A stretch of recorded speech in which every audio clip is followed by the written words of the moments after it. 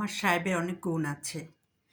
তাকে যদি ফোনে কোনো কিছু আনতে বলা হয় বা বায়না ধরা হয়, সে না বলে না।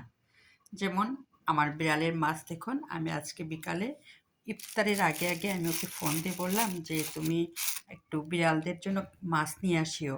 হয় টোনা ফিশ আর নাহলে ঝাটকা ইলিশ।" কারণ আমার এই বিড়াল এই ২ টা ছাড়া আর অন্য কিছু খায় না। কারণ আমি যেহেতু টাইম অনুযায়ী ৩ বেলা ৩ রকম খাওয়াই, এজন্য আমার মাছ লাগে, মাংসও লাগে, ক্যাট ফুডও লাগে। এজন্য আমার সাহেবকে আমি আজকে বিকালে ইফতারের আগে ৪:৩০ পৌনে ৫টা থেকে ফোন দিয়ে বললাম যে, "তুমি একটু আমার বিড়ালের জন্য মাছ নিয়ে আসিও।" উনি একটুও রাগ করল না।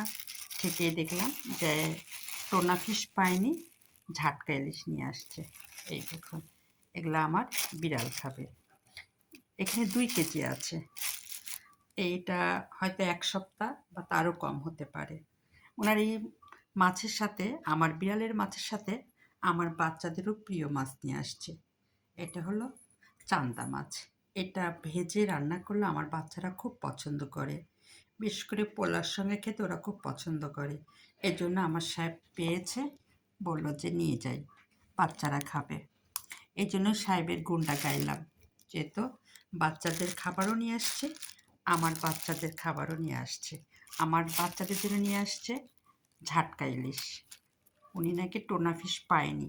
সন্ধ্যার টাইম না, ইফতার টাইম, এজন্য তাড়াতাড়ি করে এই ঝাটকা ইলিশ পেয়েছে। এই ইলিশ নিয়ে আসছে।